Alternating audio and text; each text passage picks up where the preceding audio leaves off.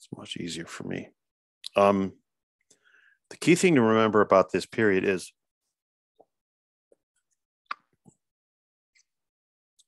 these two things work together, reform and revolution, reform and religion. There are very few movements for reform that are secular in nature. I should say very few effective movements. There are some, but they're kind of scattered and they don't really hit the national stage the way a lot of the religious reforms within religion and then other reforms that use a lot of religious organization and stuff like that, like the temperance movement. They don't have national appeal. The things that seem to have national appeal, and by national appeal, I mean not only are there movements that go across states, but there are movements that go across other groups of people. Okay, what I mean by that is the temperance movement not only is popular across the country, but it becomes popular in different groups. It isn't a kind of, if you will, sectional issue. It isn't an issue taken up by German Americans or Irish Americans or Protestant Americans or, well, largely Protestant Americans, but it isn't taken up by Episcopalians, for instance, alone. It is there doesn't seem to be a sort of interest group involved, except the temperance people. And this is extremely important. Temperance is important. Anti-slavery is important, especially in the ways that they work together. So there are lots of different ways we can look at reform. One is the reform of religion itself, a lot of denominational reforms, a lot of the impact of new religions like Mormonism, a lot of the impact of older religions, older Protestant religions like Methodism become much more vigorous in the United States in this period. And then other religious practices like the Shakers, it's a split off from Quakers and other groups, become prominent. It really is a very interesting period because there is this very strong belief among reformers that humankind can be reformed and can be reformed from inside out. A temperance movement isn't just about cutting down on drinking or eliminating drinking. It's about changing the person from within, and in fact, the person from within, after becomes temperate, right, will also help change society because that person won't be a drunkard and won't be wife beating and things like that, but then we'll also see the value in personal change, which then can relate to social change. So it's very important to remember that there are periods in this country, there are periods in the history of most countries where there are these sort of reform waves, and they take lots of different forms. Happens in the 1930s, 20s and 30s, happens in the 1950s and 60s, right? We don't seem to have had one for a long time where there's a lot of different reform movements sort of making it a period of reform. So let me start first of all by saying that all of these groups are voluntary associations, okay? And they adopt a wide variety of tactics to bring about social change.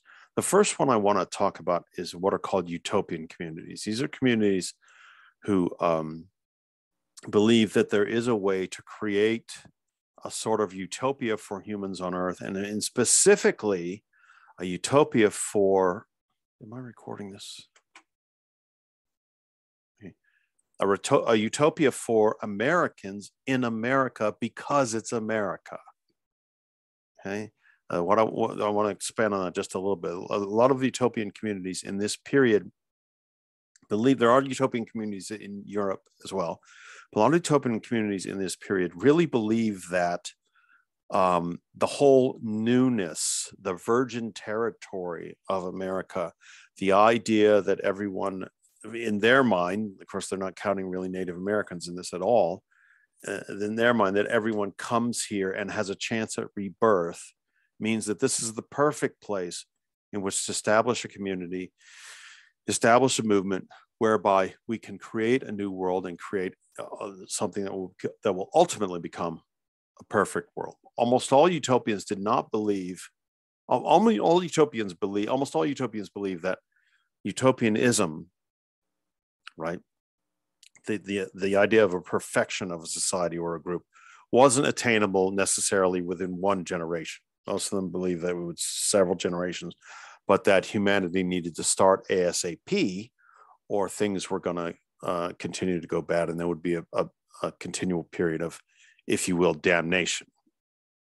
Okay, so it's not just we want to live a better life and we want to have a better community. We want to have a better life to save our souls, and that's why these two things, religion and reform, are so inextricably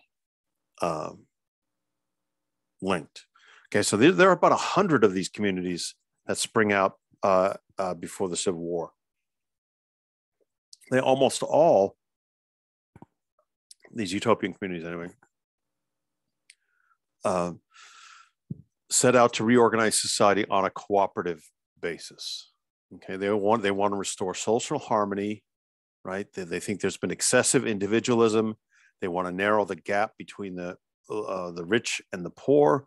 They want to have they want to not only have communal, in many ways, communal labor, but communal living situations, communal aspects in terms of their towns having one church, one school, one this, one that, only one, and that everyone attends because they all have the one goal. Now, this is where, for the first time in America, partly because, or I should say mainly because, it's a brand new thing. Well, it's a more or less a new thing worldwide, is you get languages of proto-socialism and proto-communism in this period. You get ideas of proto-socialism and proto-communism. Now, they're not the ideas of Marx and Engels. They're not the ideas of early European socialists. Those are later in the century. But there is this kind of idea that there was a period in human history where people were more cooperative or communitarian than they are now, meaning they are in the 1830s. And we need to return to that, and we need to improve upon that. Okay, so all kinds of things in these communitarian communities come under examination. Economics, a lot of them build farming societies that are based on communally organized. Family relations, right?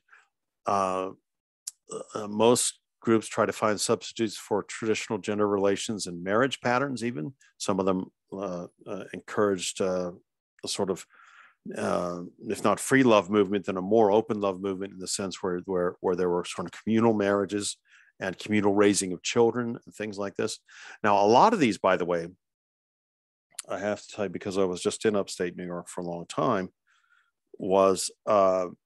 occurred in what I call central and western New York State.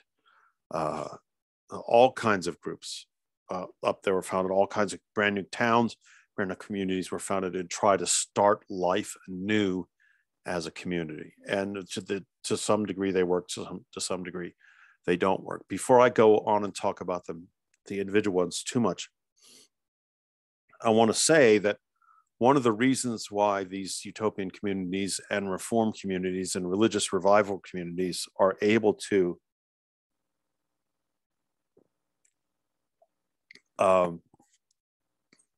succeed to a certain degree early on, or even start early on, one might argue, is because of the success of the market revolution, because of the success of things like the eventual success of things like the Erie Canal. Although a lot of these utopian communities harken back to what they thought of as a pure age, a pre-industrial age. Now, but granted, no one's running around talking about the Industrial Revolution. The first Industrial Revolution is just sort of happening around them. They haven't sort of categorized and defined it yet. But they look back to pastoral England in the 17th and 16th centuries.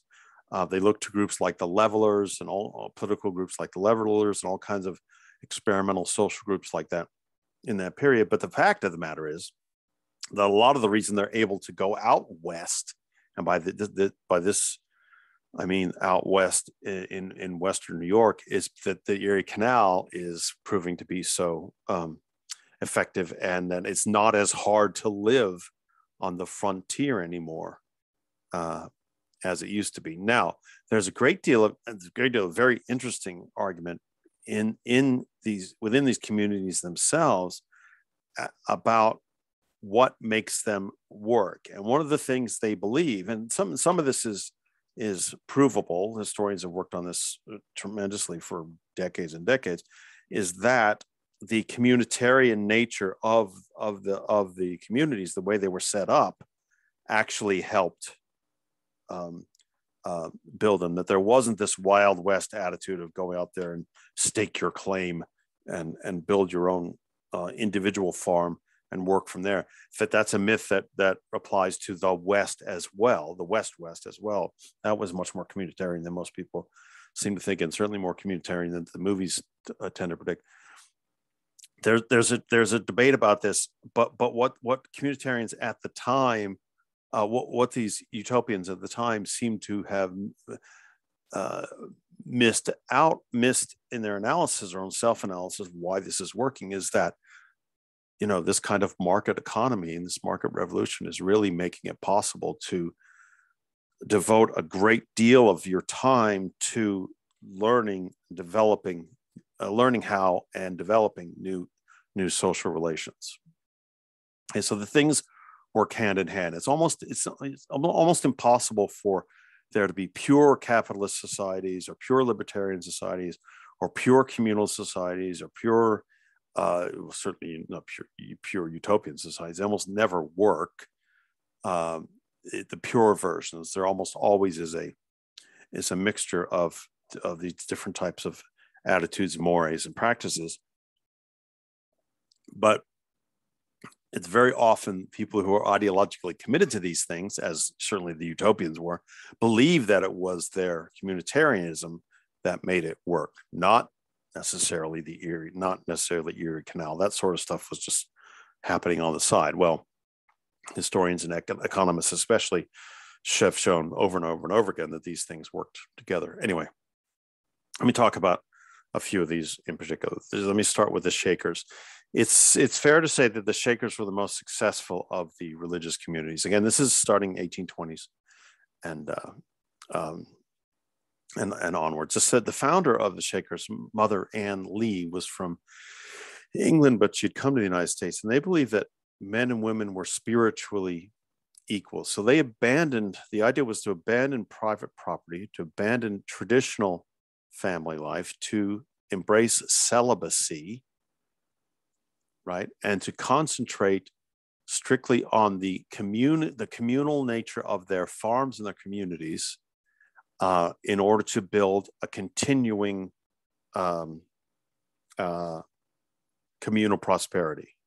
Okay, it's not so much the idea of building a community upon which we can all get materially better off and commercially better off, is that we all get spiritually better off. And by the way, Shaker and even Quaker come from the notion that a lot of Shakers and Quakers at the time would be so imbued with the spirit of their gatherings that they would literally quake or literally shake. Now, at some stages, the term Quaker and Shaker were used pejoratively. People outside, particularly from the Church of England, make fun of them, saying these people are Quakers. They go into these spiritual fits, and it's nutty. This is what Church of England people were saying, and other established churches. Of course, it never really happened that severely, but it was enough to make fun of them. But eventually, Quakers and then Shakers start to take this. Take this. Hang on one second.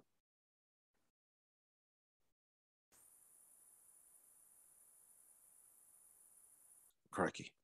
take these terms as their own and call themselves Shakers and Quakers. The idea is that, yes, we are imbued with this spirit. It's very strong and it's obvious.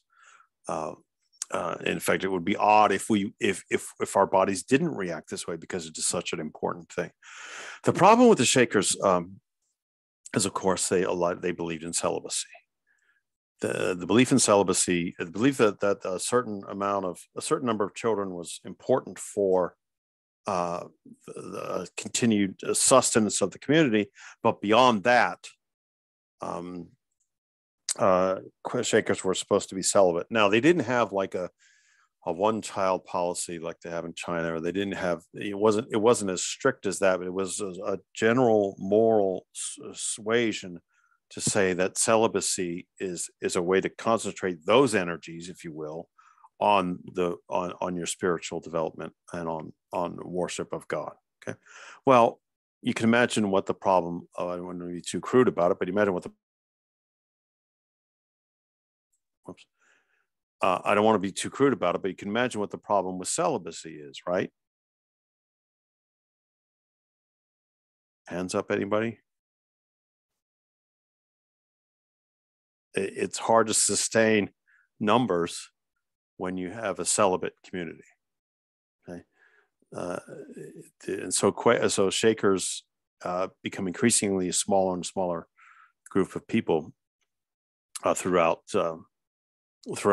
New York and Upper Pennsylvania and places like that. So they're very interesting groups, but they don't last very long, and they're very isolated. Now, there's a tendency, I think, in the public imagination to lump Shakers, Mennonites,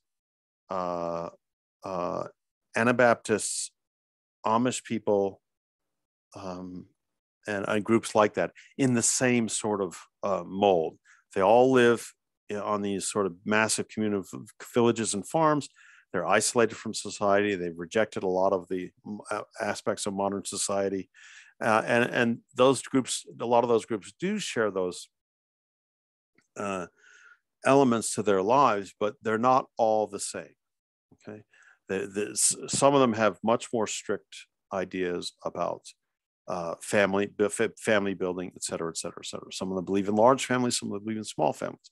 And generally speaking, the ones who believe in large families are the ones who survive. Okay.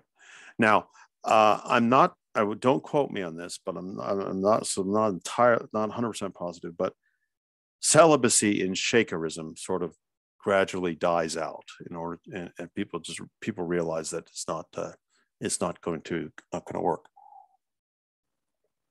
Okay, the next group, but still, they're very important. They're very, very, very, very interesting. They're very devout, and certainly because Shakers to this very day are very devout. Anyway, now, since I'm talking about upstate New York, I want to talk about Oneida. Okay. There's this group and a place called Oneida, and the founder of the Oneida movement was a man named John Noyes, and he preached that he and his followers had become so perfect that they achieved a kind of state of purity of heart or sinlessness. Now, they start in Vermont. That they abandon private property, they abandon traditional family life. They have what's known as complex marriages, and they're charged with adultery in Vermont by various municipal courts and things like that. So they up sticks and move to Oneida, New York. Okay, again in sort of western New York, central Western New York. By the way, if you're ever in that part of the country, not only is it very beautiful, like much of central northern Pennsylvania, very beautiful. The number of historic sites you drive by, it's amazing. Seneca Falls, Oneida, all these places. It's really something you can really do it like almost all states. You can do especially the eastern states. You can do a great tour of American history just by driving through the rural parts of those states. Anyway, so they relocate to New York to avoid these problems with Vermont.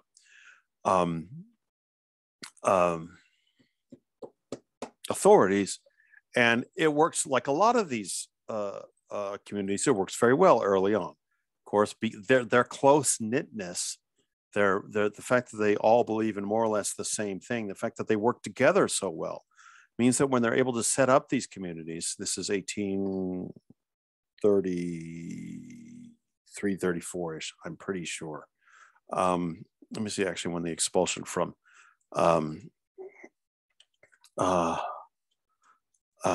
Vermont happened.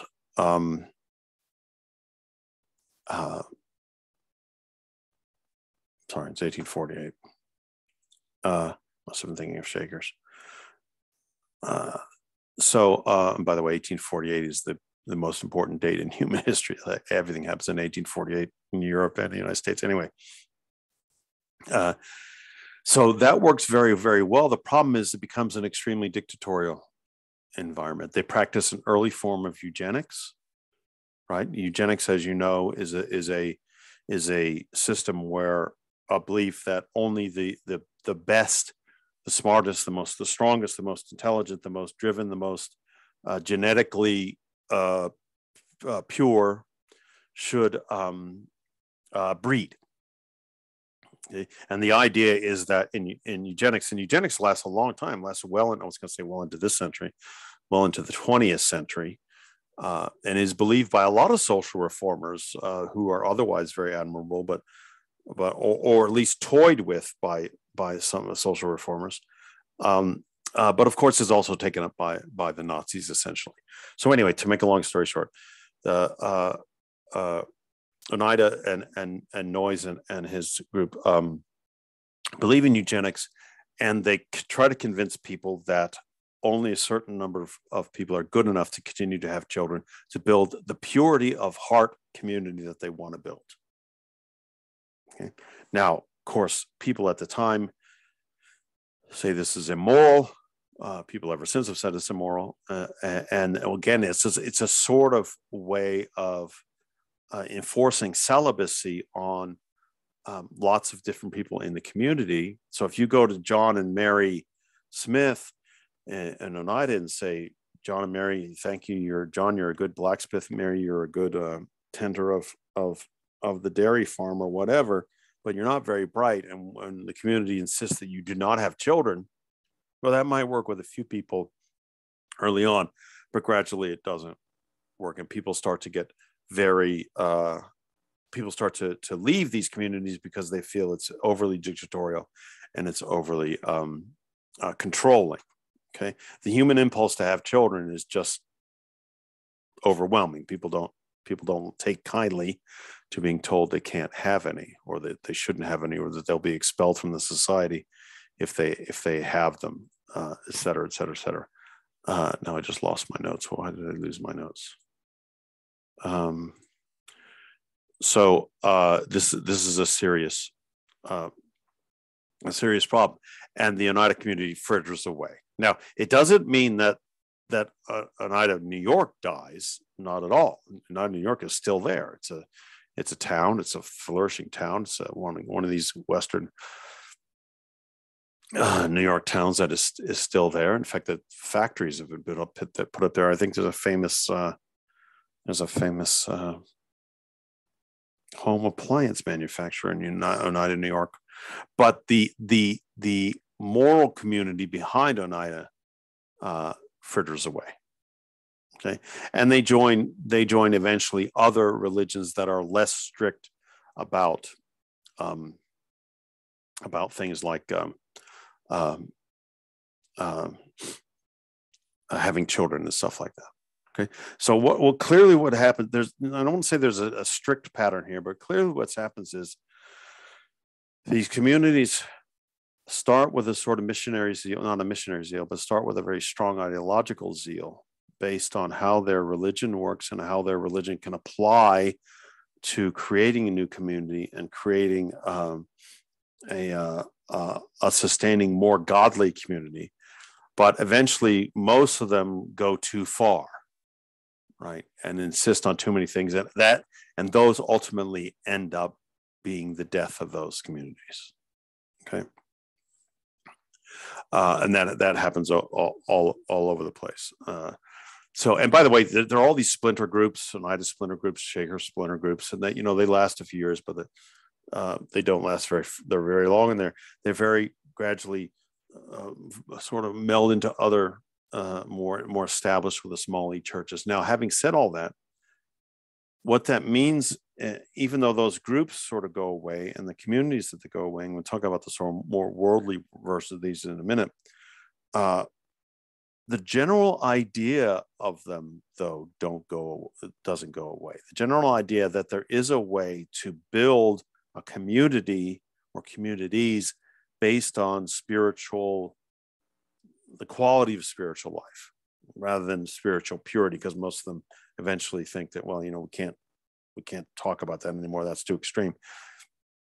But the quality of spiritual life and the quality of community can make a place very strong by shedding these more extreme versions, or by the basic ideas of qualities of spiritual life,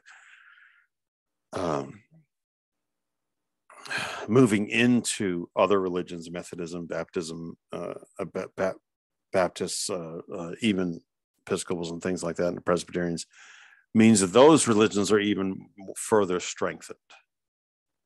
Okay, so I don't want to say Shakers literally die out. They don't generally die out. They just sort of they become less Shakery, and Oneida people become less Oneida. Now, it's not all, of course, religion. I was talking about before I got onto the worldly communities in a second. Let me just say, an interesting thing that's being done now in history is people who are experts in this period, starting to notice or discuss the ways in which a lot of these utopian communities, after they sort of shed the idea of utopianism and shed the more strict aspects of their lives, they begin to resemble a lot of the New England Congregationalist communities that they had fled, right, originally. Now, I don't mean literally the people who fled Vermont and went to Oneida eventually return to being Congregationalists. Not that generation, but a couple of generations down the road, the community that develops is very similar in some ways. So there seems to be, and then this may be overstating the case because this research is still going on. It seems to be a sort of notion that there is this underlying nature of American Protestantism that insists on these communitarian values, and that even though there are these branches that go off now and then, as the centuries progress, as the decades progress, it's sort of a return to this idea. Now, also at the same time, during the same transformation, New England Puritan communities, New England Congregationalist communities become less extreme as well. Okay, less dictatorial, less prescriptive, less punishing in their ways of treating their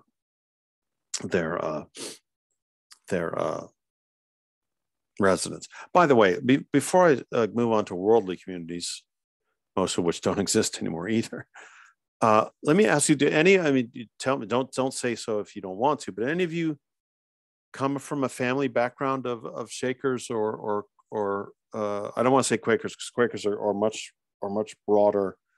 But any of you come from a background where one of these utopian reform movements? These would be your great grandparents, because they were popular here in the West. It's just one of these things. Mormonism, after all, starts in upstate New York, doesn't start way out in Utah as everybody thinks it does.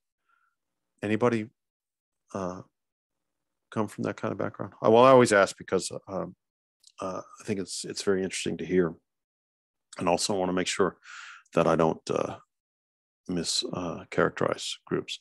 Okay, now, as I said, not only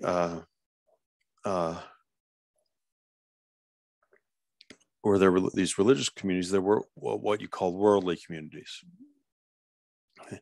And these worldly communities believe, again, this is all this sort of desire, all this sort of movement, all this sort of pressure, all this sort of belief in the desire of self-improvement means community improvement. Community improvement means better self-improvement after the new generation is born, and on and on and on and on and on.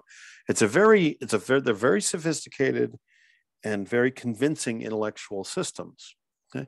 And there are all kinds of things. There are New England traditionalists. There are people called the Owenites, who we'll talk about in a second. And the idea was that we can set up these worldly communities, not spiritual communities, worldly communities that are based around work. Okay, the belief that work is in many ways its own religion. Okay, that the work and the value of work and what work does for people can be a spiritual awakening and a spiritual strengthening that is not only good for individuals, but good for society. And so there, for instance, there's a group in New England called Brook Farm, which a group of New England transcendentalists form a community up there. And they argue that manual labor and intellectual labor were equal. You know, there shouldn't be any hierarchy. Teachers should not hold a higher status in society than farmers. Printers and publishers and people like that shouldn't hold a higher status in society than farmers, et cetera, et cetera, et cetera. These are, by the way, very heavily influenced by European ideas. French social reformer Charles Fourier was sort of the leader of this kind of way of thinking. And the idea was to build a sort of build communities where people not only did their work, but they thought about the work that they did. And they thought about how the work makes you a better person, how you as a better person make the community a better community. Okay. And so at Brook Farm, intellectuals had to do farm labor.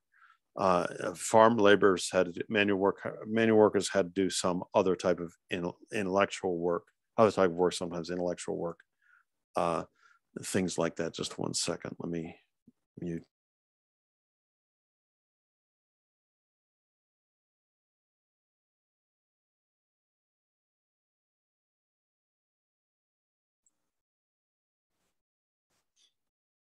Below my nose there. Okay, so there was this mixture. In fact, there was this idea among the Brook Farm that it was actually wrong doesn't matter how pathetic some intellectual might be at farming, or how pathetic some farmer might be at organizing books in the local library. These two things, all groups had to do this sort of stuff to understand the value of labor in its own sense. Jesuit communities worked like this as well. Well, as nice as that sounds, and as egalitarian as all that sounds, places like Brook Farm don't last very long, or don't last more than 25 years, because the intellectuals largely, or the sort of upper classes, or the printers, or the accountants or whatever, they don't like doing manual labor, and so they give up. This is very, very common among worldly communitarianism groups, because, and especially those that are founded by intellectuals, because this is great. The idea, this happens again in the 20s and 30s. Great, the idea of everyone being equal and all going to having equal value and equal labor is fine, until the kind of snobby or bright people get that. Well, I don't want to stock shelves. Now, do any of you, if you go to Trader Joe's, the grocery store Trader Joe's, you know that? Sorry, get away from my notes and look at me. And sorry, this is not the greatest metaphor to use, but at Trader Joe's, everybody in the store is supposed to do every supposed to be able to do every job. So the accountant in the back room or the bookkeeper in the back room, when needed, is supposed to run out and bag groceries, or mop the floor, or stock shelves, or whatever. And that seems to work very well at Trader Joe's. But it's very hard to build a large. But at Trader Joe's, and by the way, I'm told by people who work at Trader Joe's, a very happy employee experience there. But they don't live their entire lives that way. Okay, they go home and do whatever they want, play golf, or go to gun ranges, or whatever they want. You know, there isn't a totalitarian nature to your life, and that's what was always the downfall of these communities, both the strong religious communities and the worldly communities. Okay, to say they have a belief in one thing, and the one thing can control / solve every problem / run every part of your life, is something that sounds, in one way great. Oh, okay, now our problems are solved, blah blah blah blah. It becomes extremely frustrating for people. And of course, the most vicious and brutal extension of all these is, of course, the Soviet experiment in the 20s and 30s, and then perhaps even worse, the Chinese communist experience in the late 40s throughout all the way to the 70s. Let me just mention also one other worldly group here, and that is the Owenites. The Owenites, very important group of people. And any of you from Indiana? It's difficult to move back and forth between my notes. And well, okay, you're not from Indiana. There's a place in India called New Harmony, and it was set up as an Owenite community. Similar sorts of ideas, although again not religious, and it started in Scotland by a man named Robert Owen, who was a factory worker and then a factory manager and then a factory owner. And he believed in this thing called communitarianism, and he built this communitarian system at his factory in a place called New Lanark, which is in Scotland. At Lanark in Scotland, and Lanark, and it worked very well initially, right? And then, but like a lot of these things, it had this totalitarian aspect to it. There was a school, people lived in communal buildings, et cetera, et cetera, et cetera. People start it is New Lanark in Scotland. There's Lanark and there's New Lanark, and Robert Owen specifically calls it New Lanark. I'm getting confused here. So anyway, the idea is that communitarianism is the way to go. Communitarianism is the key to improving society, and not only that, but improving the way people work and live together. Okay, Robert Owen, very interesting guy. I wrote my senior thesis on him. He believed that all workers should receive full value of their labor. He strongly believed that men and women be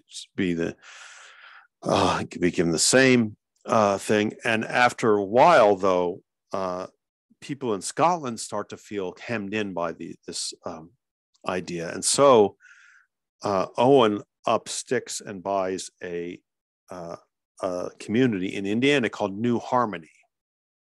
Okay, because it's not working in the old world. Again, this gets back to the same idea of, we have these great reform ideas. We have these great ways we can improve society, but it's hard to do it in Scotland because you're surrounded by centuries old tradition that works against you all the time. Okay, so when Owen is offered, or I can't remember how he comes up with the idea of moving to Indiana, but of course, as one of these Westerners that gets sort of open because of taking it from Native Americans, he upsticks and moves and builds a New Harmony community there, which is still there, and it did build exactly the same thing, except it was even more ideologically strong and more strict. You know, you were to go to work at a certain time, you were to do this, you were to that, and people eventually left. So what I'm trying to say about by comparing these religious reform movements, religious communities, and comparing them with the worldly communities, is they sort of follow a similar pattern. Don't go too far down this road. Don't go down the road of thinking that, you know, it's all hopeless and every type of community in this way always fails. That's not necessarily true, but they do seem to tend to follow this pattern where they have a great idea in the beginning and they are able to improve their members of the community, improve their lives. Robert Owen's community in Scotland drastically improved the lives, the health, the education, and everything of workers in the textile mills who worked in the New Lanark textile mills. But it's that extra step that they take that goes too far. Well, look what we've done. We must be on the right track. Therefore, if we just keep going down this road doing the same thing, we will achieve purity. And the same thing, like I said, the most extreme versions of these are Stalinism and Stalinism in Russia and Maoism in China. Now, it takes an awful lot to get to Stalinism and Maoism, but they're not dissimilar, and they do have sort of concurrent, similar patterns, if you will. Okay, now wait a minute. No, all of these things, or a lot of these things, seem to spring from something called the second. Well, I shouldn't say the religious versions of these things seem to spring from these and other reforms. Seem to spring from something called the Second Great Awakening. The Second Great Awakening is a second sort of wave of belief in spiritualism and spiritual individualism, the belief that a person can recover his own spirituality, advance his own spirituality, advance his own moral value individually, right? Don't need a church to tell you, don't need the Church of England or the Church of Rome or the Church of the Tsars or whatever to lay down what you're supposed to do. You can study the Bible on your own. You can arrive at these things on your own. And you can ultimately perfect your life and therefore perfect the society you live in, okay? And the Second Great Awakening was a period of religious revival. And so you had these itinerant preachers go around preaching about not only what you can do to make your life better, not only how you can advance your own spirituality, but then how you should apply that spirituality to your everyday life. The most famous of these is, of course, John Wesley, who founded Wesleyanism, Methodism, Wesleyanism first and then Methodism second, earlier than this period, but it's the same sort of example. And Methodism sweeps the country, becomes the largest. I think your American Yachtbook argues that it becomes the largest denomination, certainly in the western parts of the country, by 1840. Okay, and so what happens is that there's this belief that not only can people change themselves, by changing themselves, they can change society, and this can be infinite. Okay, now the big transformation here in this point after the Second Great Awakening is, unlike the movements of unlike the sort of community movements that were very strong and very controlled, the reform movements after the Second Great Awakening are very varied. Okay, and they say that society can be changed and we can tackle things one thing at a time. So, for instance, people can improve their own temperance, their own ability to control their own drinking or eliminate their own drinking, and that will improve society as a whole. And so you get what's known as the temperance movement in the 1820s, 30s, 40s, and really well into the 20th century, which eventually ends up with prohibition. And the belief that, first of all, controlling the amount of booze that you imbibe is not only important for your health, it's important for your spiritual and moral fiber. Therefore, it helps society by, it reduces poverty, because of course you're not spending money on booze. It reduces work, reduces idleness, it reduces problems at work, people missing work by being drunk. It reduces child abuse, it reduces spousal abuse. It can help all these kinds of things because, of course, you're improving the person from within. Okay, so you have the growth of these things, but this is largely a middle class thing. A lot of women's groups were heavily involved in the temperance movement. Temperance movement is often considered as largely a women's movement. That's kind of not true. There's a little bit too much of an exaggeration, but it is. But lots of women's groups are involved in it, and the idea is that the temperance movement is interesting, and it works and survives so much. It works so well and survives so much longer. In fact, you could argue that it survives to this day with things like Alcoholics Anonymous and addiction counseling and things like that, because they concentrate on one thing. Okay? They didn't say, the temperance people don't say, you have to be temperate or you have to be abstinent or whatever it is, and then also you need to go to school. This was what you need to be taught in school, and this is how you need to go to church, and this is how you need to run your farm, and this is how you need to do this. They just concentrated on the one thing, and it's it becomes very, very popular. Now it's imbued with all kinds of things: a spiritual belief, religious language, that excess in any form, especially in drinking, is a sin. But also the temperance reformers can point to examples, specific examples. John turned his life around because he became either temperate or more frequently, as the temperance movement moves on, he became abstinent, no drinking at all. And what happened is he was able to save more of his money. He was able to spend more time with his family. He's able to didn't beat his wife anymore. Now, these things are not universally true. It's not necessary that one thing falls from the other, but temperance movement believers believe this, and they preached it. Okay, so temperance sort of becomes a secular, and it's technically secular because it's not denominational, but it is very sort of religious themed movement about self-improvement, societal improvement. Okay, now this is and by the way, the temperance movements are successful in lots of places. They clean up a lot of towns. They clean up a lot of areas of towns. There is a successful. There's a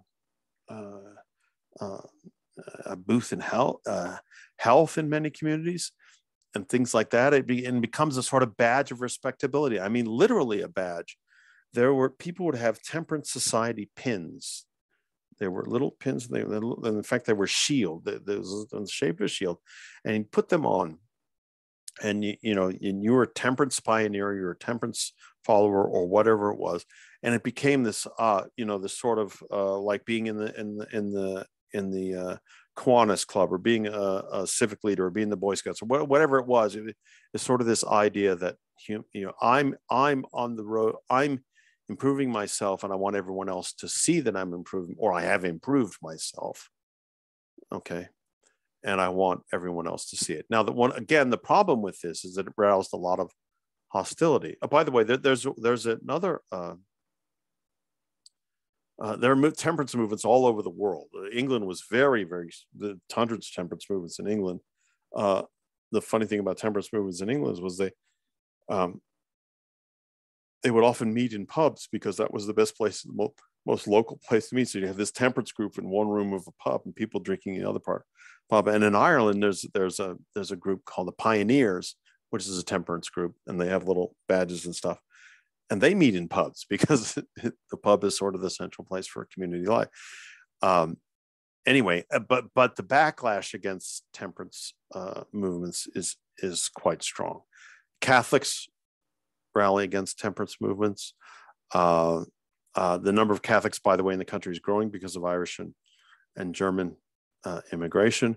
The idea that first of all that alcohol plays a small role in Catholic worship was very important. The idea that the extremes of the temperance movement were actually unchristian, that becomes a popular notion among Catholics and other people. And of course, Anglicans think that this is getting out of hand. All the people who were able to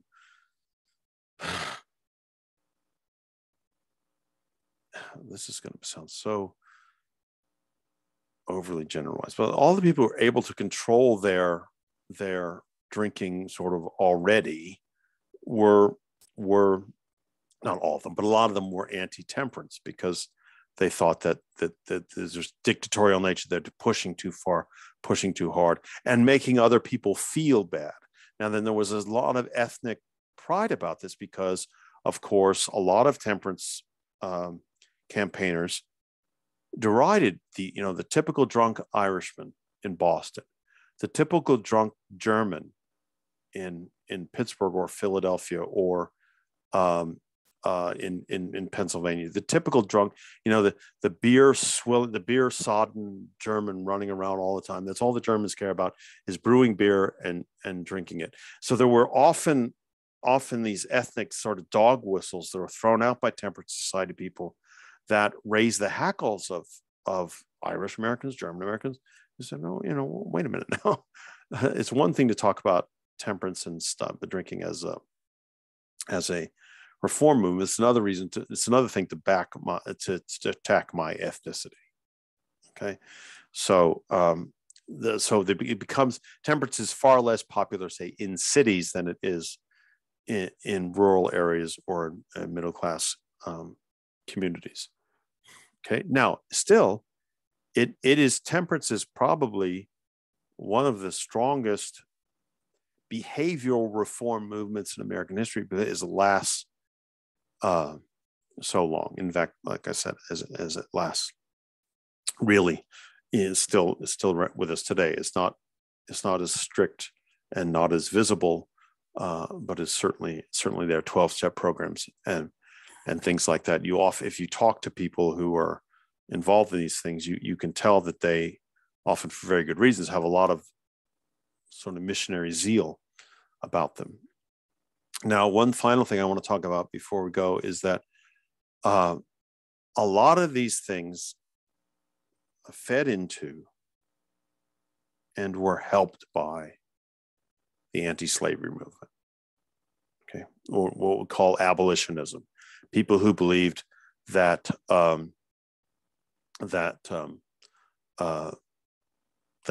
slavery should be abolished. Slavery should not be allowed to die. Because remember what happens here. After the invention of the cotton gin and the invention and the increased, there are actually some innovations in the way buildings are constructed that allowed for 5 and 6 and 7, 8, 9, 10-story buildings in cities.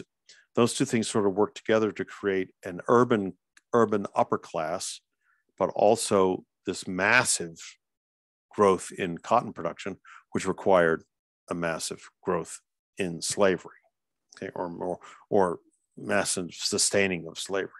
So a lot of abolitionists say, well, it's perfectly fine for Thomas Jefferson to talk about this peculiar institution, which probably won't last for very long, will probably die of its own under the weight of its own immorality. That's fine, but that's not going to it's not happening now because this big change happened. And so we need to have a movement to abolish slavery. And abolitionism becomes, as I say, by far the biggest movement of this period. Okay, reformers demand immediate abolition of slavery. right? They've moved on from initially the idea of transporting African Americans back to Africa, right? The resettlement movement had been very big. The idea that goes away. The idea is that African Americans, among most abolitionists, the African Americans are here. Okay, they've come to this new world. They've been here for generations now. We can't just suddenly plop them back on a different continent. And also, we need to create this new world where African Americans can be part of this new America, this new utopia that can prove to be, eventually the greatest nation on earth. So abolitionism becomes the strongest social movement of this period. Temperance campaigners get involved with it. Women's suffrage campaigners get involved with, which I'll talk more about in the recorded lecture. And it becomes the defining thing between whether you're a reformer or whether you're a traditionalist.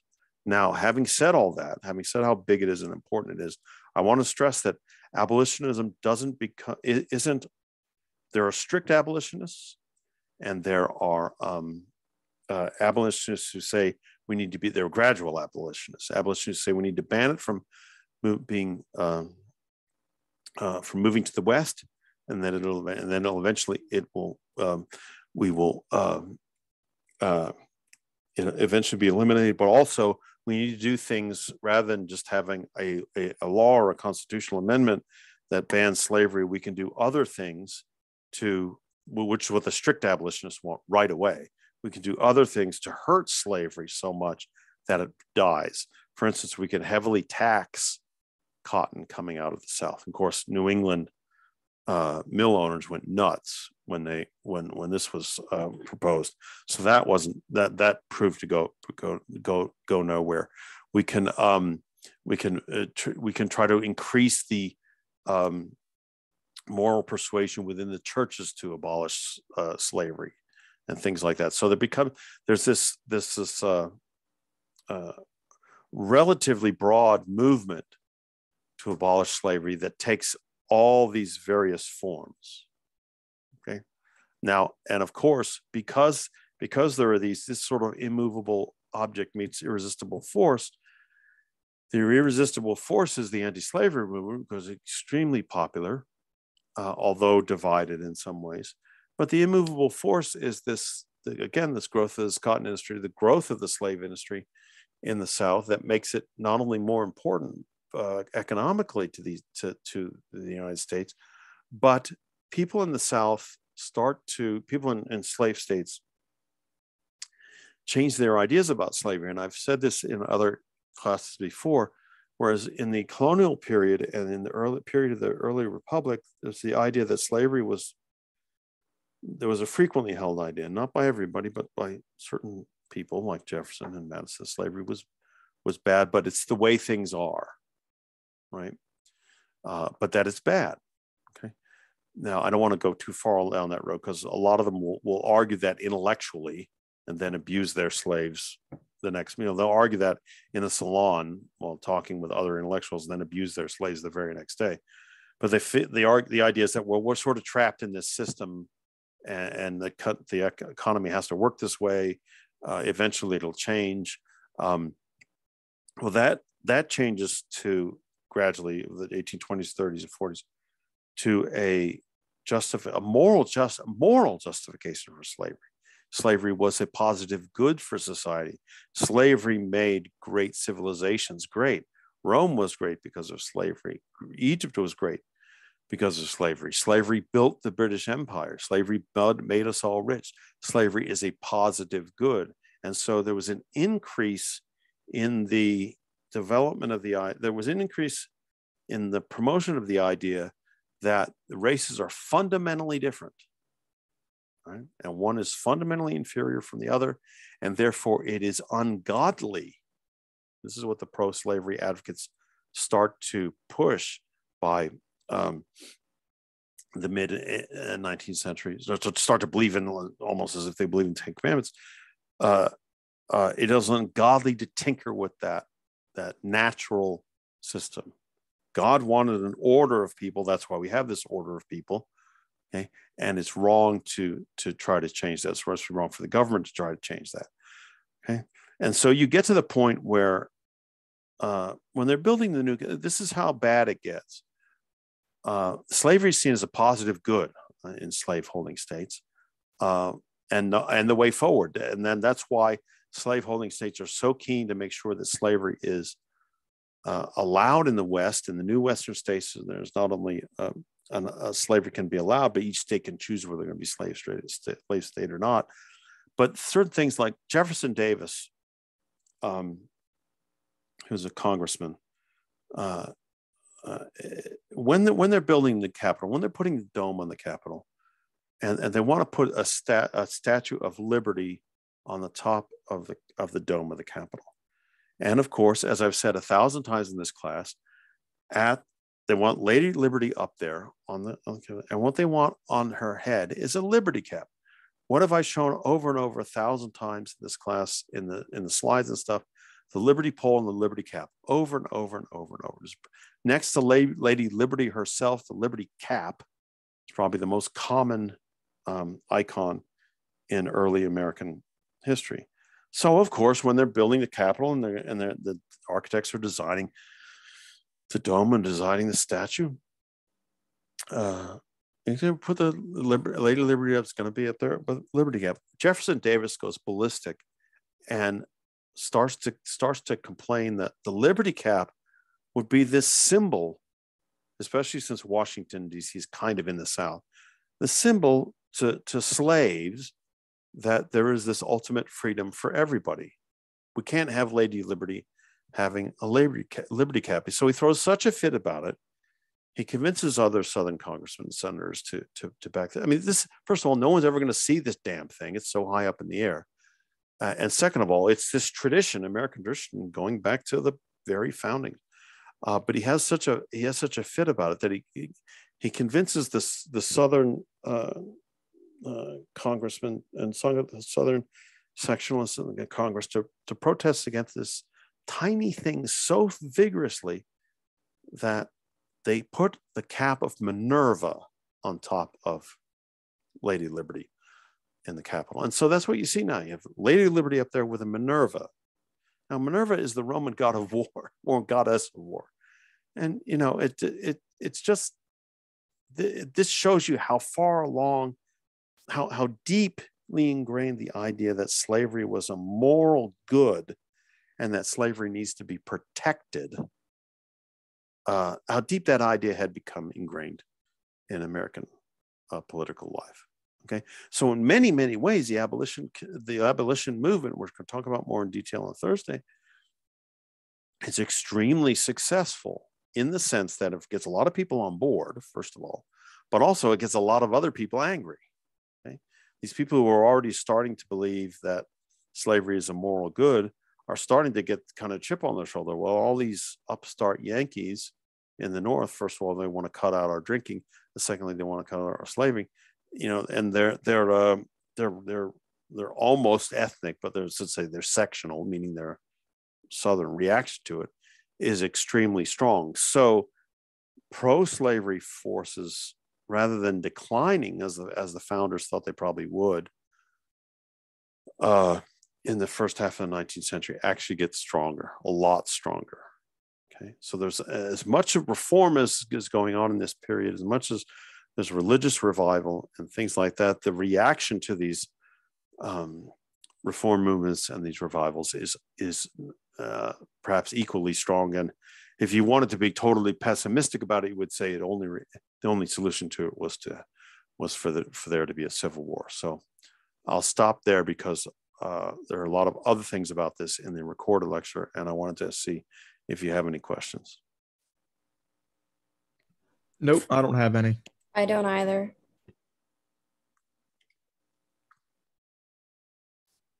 Okay. Well, look for your paper. What? Sorry, who was that? I said, have a good day. All right, thanks, Emily. Look for your paper grades tonight. They'll all be up. As I said, the ones who sent them by email, it's more time consuming to get it done, but they are going to get done. So I will see you on Thursday. Thank you. Have a good one. See ya. Have a good day.